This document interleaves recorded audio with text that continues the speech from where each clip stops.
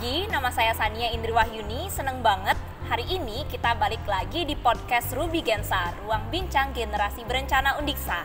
Nah, sekarang narasumbernya di sini ada Kak Raka. Kak Raka, apa kabar Kak? Baik. Oke, baik katanya. Sekarang silakan perkenalan Kak, biar mereka tahu. Oke.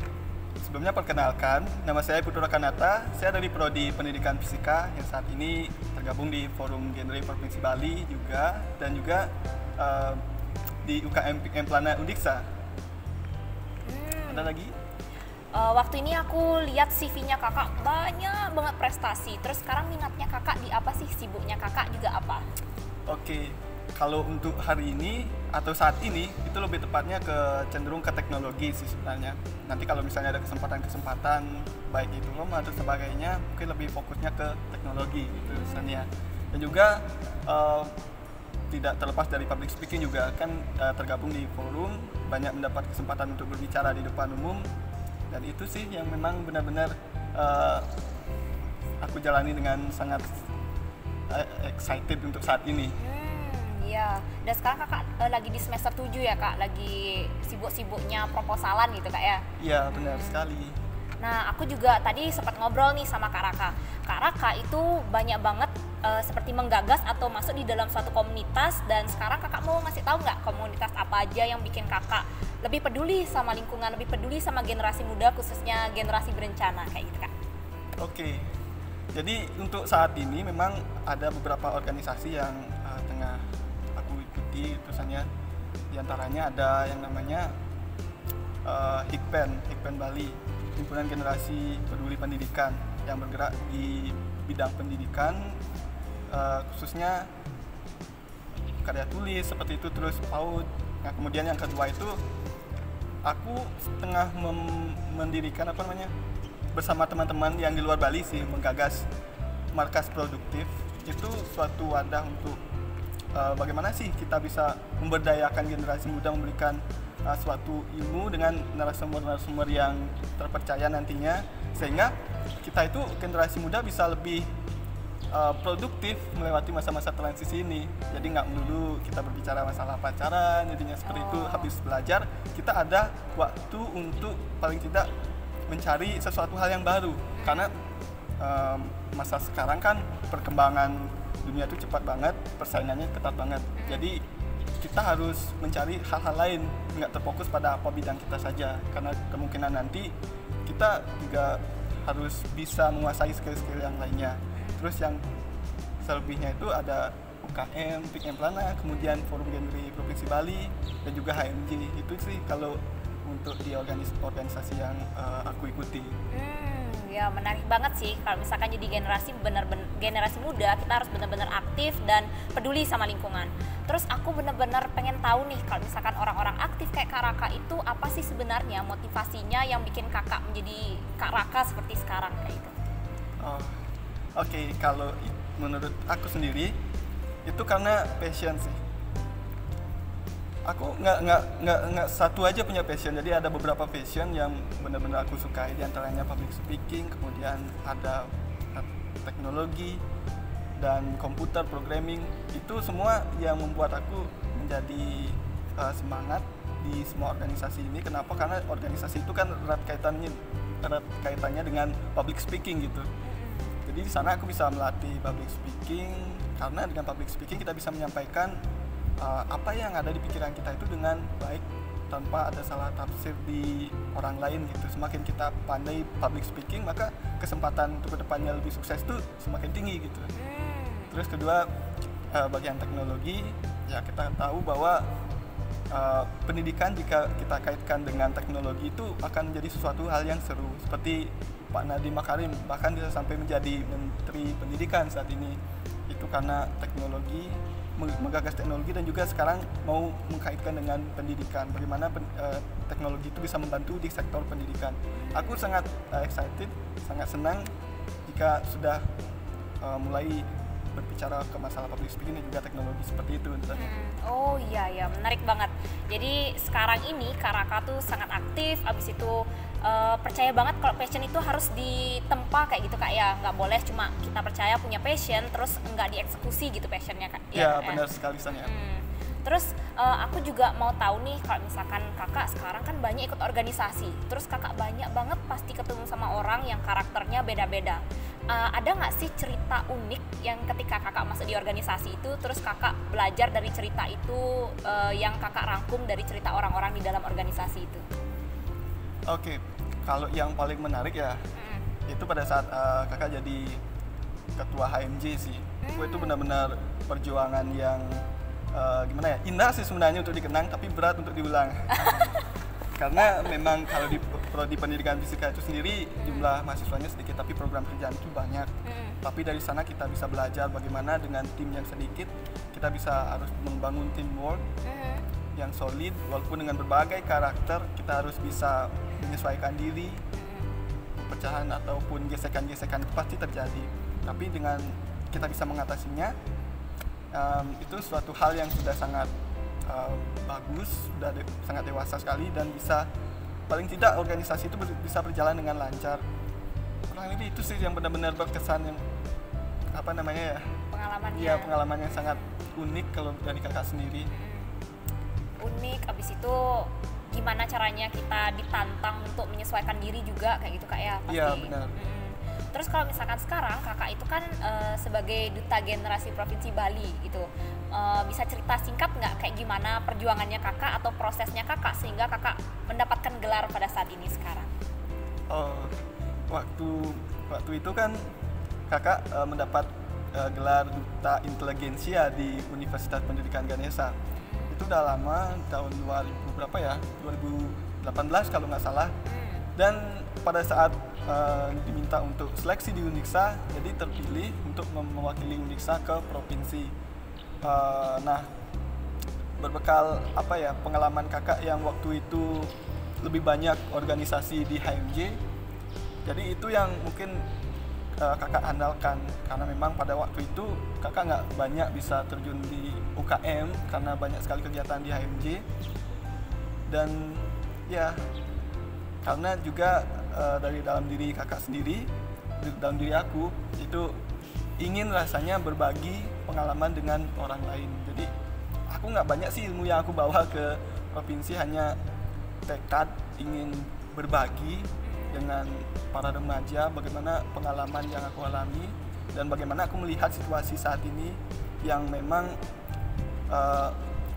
zaman teknologi yang mudah sekali informasi-informasi negatif itu merasuki ke remaja, sehingga aku membawa program kerja peta remaja milenial gitu namanya. Sehingga aku harapannya dengan program ini nggak harus saat aku di genre aja sih, pada saat aku udah keluar di genre pun ini akan tetap aku bawa programnya ini yang tujuannya tetap satu, berbagi gitu. Asik, berbagi. Modal tekad terus passion untuk berbagi itu merupakan fondasi yang sangat kuat kalau misalkan kita mau berkaitan dengan publik gitu kak ya. Aku bener-bener kayak ngerasa wah Kak Raka ini bener-bener suka diskusi gitu. Awalnya ketemu tadi terus ngobrol sharing singkat, terus sekarang aku pengen banget nih tahu future plan-nya Kak Raka atau di masa depan kakak mau jadi apa sih, atau adakah visi atau vision yang kakak bener-bener ingin capai saat ini? Oke, untuk selanjutnya mengenai future plan. Dari dulu aku memang benar-benar ingin menjadi seorang guru. Kenapa aku ingin menciptakan ikut menjadi bagian untuk menciptakan generasi muda yang berkualitas. Nah, sekarang kan udah hampir mau jadi guru nih. Tapi rasanya aku mau ningkatin nih dampak yang bisa aku berikan kepada negara ini. Jadi dari fisika sendiri aku menemukan passionku yang baru, yaitu bidang teknologi. Aku benar-benar ingin juga menjadi seorang engineer. Jadi lebih banyak nanti dampaknya kepada masyarakat Indonesia secara langsung. Sehingga juga nanti pada saat aku mengajar, ada bahan yang mungkin bisa aku bawa untuk memotivasi anak didikku nanti agar lebih produktif untuk menjalani masa mudanya. Itu sih yang merupakan cita-cita terbesarku saat ini. Oh iya, itu utamanya gitu kak ya? Iya, utamanya. Terus kalau berkaitan dengan pengaturan waktu nih, coba kakak sharing deh kayak gimana caranya kakak ngatur waktu, karena kakak sangat aktif di organisasi, terus kakak juga bisa mendapatkan penghargaan yang banyak untuk sekarang, dan bahkan kakak ikut kayak PIMNAS gitu kak ya? kakak ikut. Iya, waktunya. Kayak gimana caranya kakak ngatur waktu gitu? Oke, untuk masalah mengatur waktu memang menjadi tantangan yang luar biasa masa pandemi seperti saat ini. Benar banget. Karena selain kita mengerjakan tugas kuliah yang juga numpuk, kita juga di rumah pasti tentunya ada kewajiban yang harus dilaksanakan kan. Iya, benar banget. Termasuk juga di masyarakat, apalagi kita ikut STT seperti itu. Kalau dari aku sendiri, lebih ke mengatur waktunya menggunakan pengaturan prioritas. Memang sih, waktu itu jika kita atur lebih mudah, akan tetapi ada banyak hal yang lebih prioritas lagi di antara yang kita buat list. Buat list sih sebenarnya yang merupakan cara terbaik, buat list dan disiplin. Buat listnya itu, terus dari semua listnya itu kita pilih tuh yang mana prioritas. Dari prioritas itu lagi kita pilih yang menjadi support prioritas gitu. Nah itu yang kita kerjakan pertama dalam satu hari itu. Jadi intinya sebelum kita mengerjakan sesuatu hal yang mudah, kerjakan dulu hal-hal yang sulit, sehingga nanti yang mudah-mudah itu lebih mudah kita kerjakan. Tentunya kita atur yang mana prioritas dulu, yang mana kita isi aja tanda yang paling prioritas itu A, kemudian yang prioritas itu B, kemudian yang tidak begitu prioritas di hari itu C. Jadi itu sih. Dan yang paling penting setelah kita mengerjakan list itu, yang paling penting adalah disiplin. Kita benar-benar harus kayak apa ya, benar-benar berjuang hari itu, benar-benar bisa selesai yang paling prioritas itu. Karena jika tidak selesai, itu merupakan suatu kekalahan di hari itu, sama seperti main game lah istilahnya. Itu tantangan kita di hari itu untuk bisa naik kelas. Oh, itu juga berkaitan dengan komitmen berarti Kak ya? Bener sekali, komitmen. Sangat seneng banget aku jadi bisa kayak memotivasi diri kalau misalkan aku harus bisa terstruktur, terjadwal kayak gitu. Karena memang dalam tahap kita menggapai goal atau tujuan kita harus ada komitmen dan disiplin kayak gitu Kak ya? Iya benar. Terus kalau misalkan sekarang hobi kakak nih apa nih? Wow, kalau berbicara masalah hobi banyak banget sih. Oke, satu deh sharing. Yang satu yang paling berpengaruh sih kalau bagi aku ya, itu membaca. Ya walaupun membaca itu bagi sebagian besar orang itu membosankan seperti itu. Itu kenapa? Karena orang-orang itu lebih cenderung mindsetnya tuh ke buku-buku pelajaran. Ya kalau aku sendiri juga seperti itu, pasti pusing dah kalau misalnya kita udah bicara membaca. Jika kaitkan dengan buku pelajaran, coba deh kalau kita bisa menemukan satu aja buku kita yang paling kita sukai, akhirnya ketemu, itu akan menjadi sesuatu yang memantik kita untuk bisa kecanduan bahkan membaca. Seperti itu. Kecanduan membaca. Dan dengan membaca itu yang bisa berpengaruh dan bisa mengantarkan aku sampai tahap ini. Bahkan aku bisa sampai di sini itu karena membaca gitu saja. Literasi penting banget berarti Kak ya? Iya, literasi itu penting banget. Dan waktu itu dulu sih memang sih kita berbicara literasi itu pentingnya, tapi setelah aku ketemu yang namanya titik di mana aku benar-benar kecanduan untuk membaca itu, di sana aku secara langsung sudah mempraktikkan literasi seperti itu. Dengan membaca bisa melatih kita mendapatkan informasi yang lebih runtut, kemudian bisa menyelami pendapat orang. Kan menulis buku itu nggak bisa 1 atau 2 bulan, seperti itu kan beberapa tahun. Jadi kita bisa menyelami pendapat-pendapat orang, dan juga kita bisa mencari tahu biografi gitu, misalnya orang-orang sukses bagaimana sih perjalanan mereka dari nol sampai sukses seperti saat ini. Itu yang terus menjaga semangat kita. Apapun tujuan kita, asal kita tetap semangat, ya pasti kita bisa meraihnya. Oke, berarti kenali passion itu sangat penting teman-teman. Habis itu jangan lupa untuk rajin membaca, dan mulai sekarang pupuklah rasa ingin tahu dan suka membaca kayak gitu kayak Iya.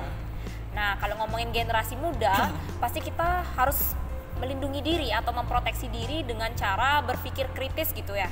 Kalau misalkan kakak nih sekarang udah di semester 7 juga, terus kalau misalkan kakak dapat nggak mengobservasi lingkungan sekitar kakak, permasalahan apa sih yang paling kentara di lingkungan kakak berkaitan dengan generasi muda? Oke. Kalau dari kakak sendiri, dari pengamatan sendiri, itu yang permasalahan yang memang paling urgent untuk kita selesaikan itu bagaimana kita bisa mengajak atau mempengaruhi teman-teman yang ada di sekitar kita untuk bisa menjadi katalisator, untuk bisa memberikan suatu informasi yang positif kepada generasi muda. Karena jika kita perhatikan, memang sih di genre teman-teman di UKM juga melaksanakannya namanya sosialisasi. Tapi yang terpapar informasi yang positif itu kan paling yang memang benar-benar udah tahu, udah benar-benar ingin berubah, kemudian ingin termotivasi untuk bisa lebih baik.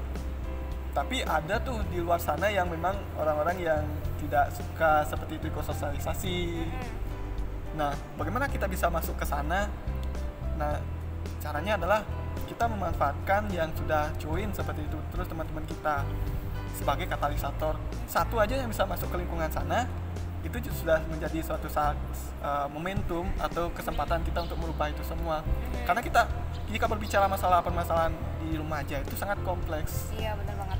Complicated sekali, dan gimana ya, ada saja permasalahan-permasalahan yang memang di luar dugaan seperti itu, dan kita tidak bisa memungkiri hal itu. Yang bisa kita lakukan adalah pencegahan, memberikan informasi positif yang kita bisa. Ya, semakin banyak informasi positif, tentunya kan informasi negatif juga semakin berkurang seperti itu. Iya, benar banget. Itu sih kalau dari kakak. Jadi kritis itu perlu, teman-teman. Terus kalau misalkan kita ngomongin proteksi, baru-baru ini di Kabupaten Buleleng itu ada suatu berita yang sangat menggegerkan, yaitu siswi SMP dapat digilir atau istilahnya diperkosa oleh 10 orang laki-laki kayak gitu, Kak. Terus kalau misalkan kakak mendengar permasalahan itu, gimana pendapat kakak dan perspektif kakak terhadap permasalahan itu sendiri? Pertama, kalau dari kakak sendiri sangat sedih yang mendengarnya. Karena gimana ya, itu kan seorang perempuannya. Iya, benar banget. Seorang ibu. Tentunya orang yang harus kita hormati. Tapi itu kita tidak bisa flashback lagi, nggak bisa kita perbaiki. Yang ada adalah bisa kita jadikan pembelajaran untuk kedepannya. Karena kita di genre ini kan basisnya adalah pencegahan. Iya, benar banget. Bagaimana kita mencegah hal itu. Nah, seperti yang kakak katakan tadi, itu adalah bagaimana kita bisa melalui forum ini kita membuat yang namanya katalisator untuk bisa, ya namanya juga melakukan perubahan. Tentu tidak semudah membalikkan ke telapak tangan gitu. Iya, benar banget. Butuh proses. Jadi di dalam proses itu yang dibutuhkan adalah konsistensi. Nanti kan semakin ke depan kita kan mungkin banyak tuh orang-orang yang tergabung di forum. Itu merupakan suatu kesempatan untuk melakukan perubahan itu. Mungkin untuk saat ini dari remaja-remaja yang telah melakukan kesalahan tersebut mungkin belum dapat kita jangkau. Mungkin suatu saat nanti seiring berjalannya waktu, semakin banyak pasti remaja yang bisa kita jangkau melalui katalisator kita tadi itu, yang merupakan orang-orang yang terjun langsung di genre. Karena kita kan tidak bisa menjangkau semuanya secara langsung. Terus cara yang terbaik itu untuk melakukan perubahan kan terjun langsung ke remaja itu sendiri, berbaur secara langsung kepada remaja itu sendiri. Iya, setuju banget. Karena para remaja kan lebih senang dia itu curhat itu dengan orang sebayanya.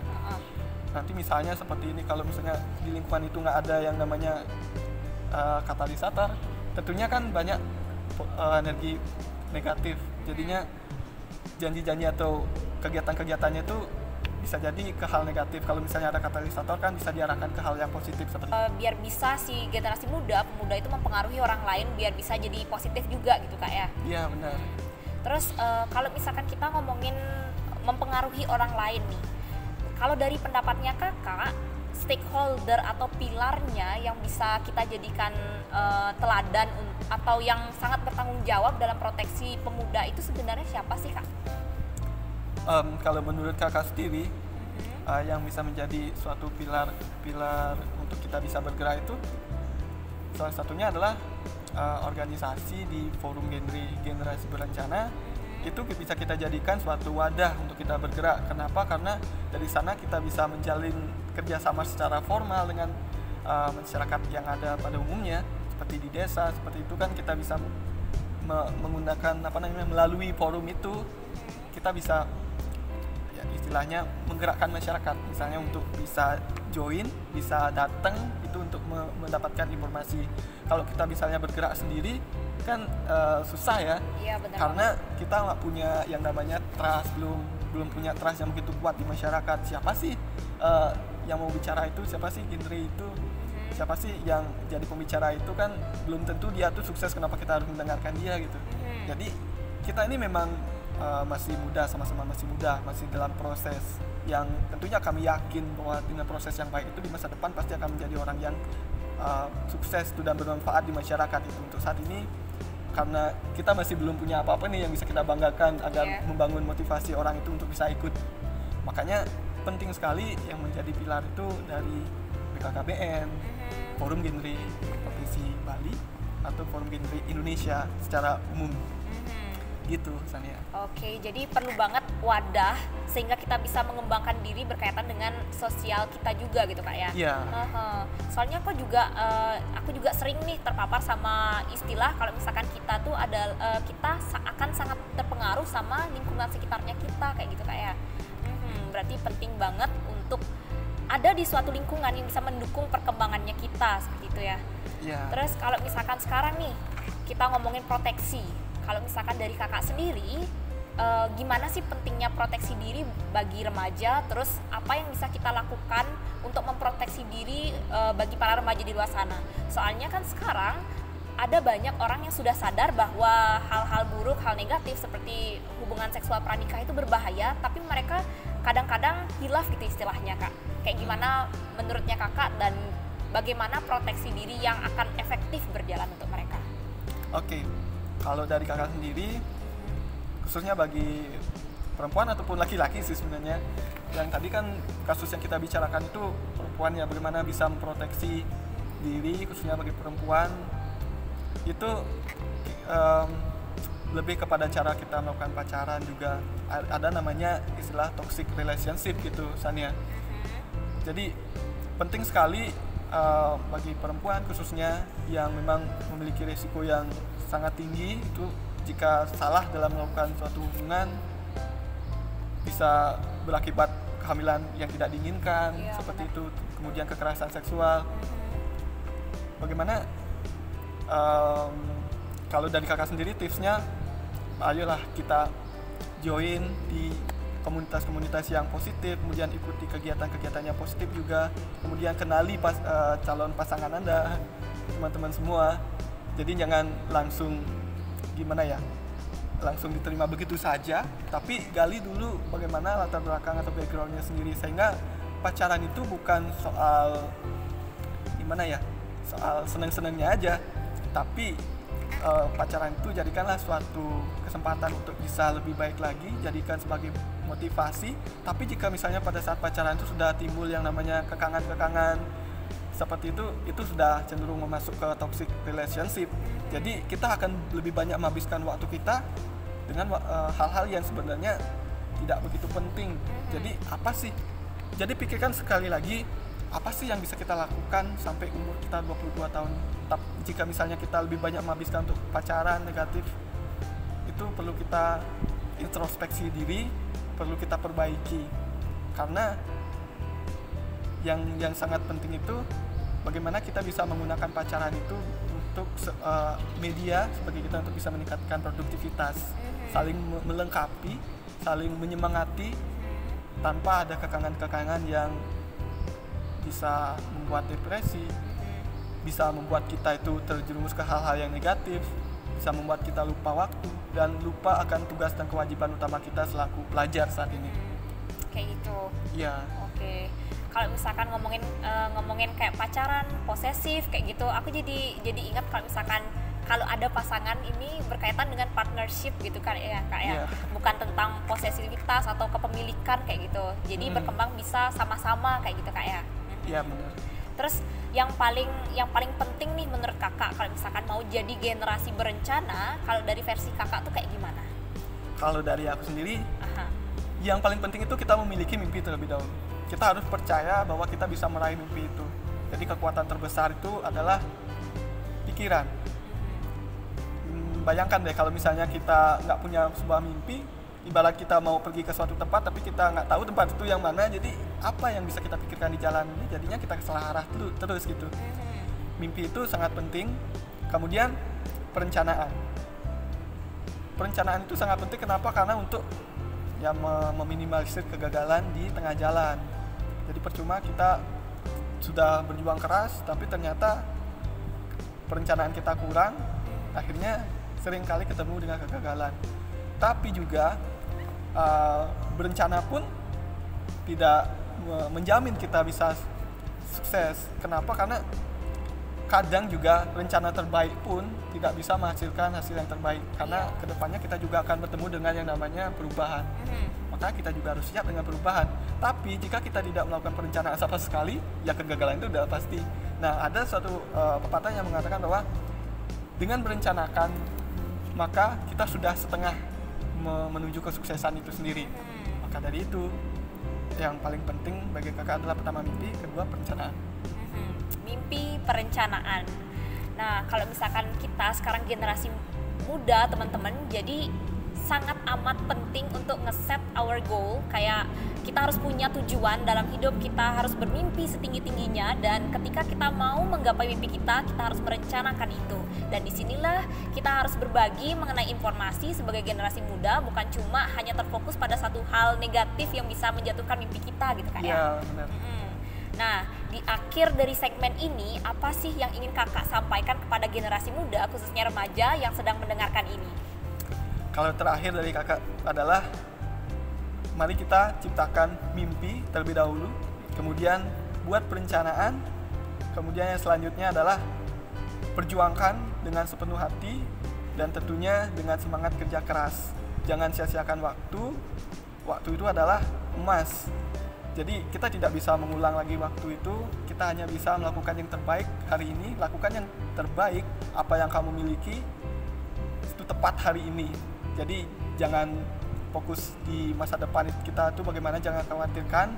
Terus jadikan pembelajaran masa lalu karena kita hidup hari ini. Jangan sampai kita melewatkan hari ini, karena hari ini adalah suatu hal yang bisa kita gunakan untuk persiapan di masa depan. Semakin baik kita menjalani hari ini, semakin baik prosesnya, hasilnya pasti tentu akan mengikuti. Pasti kita di masa depan itu bisa menjadi orang yang kita inginkan.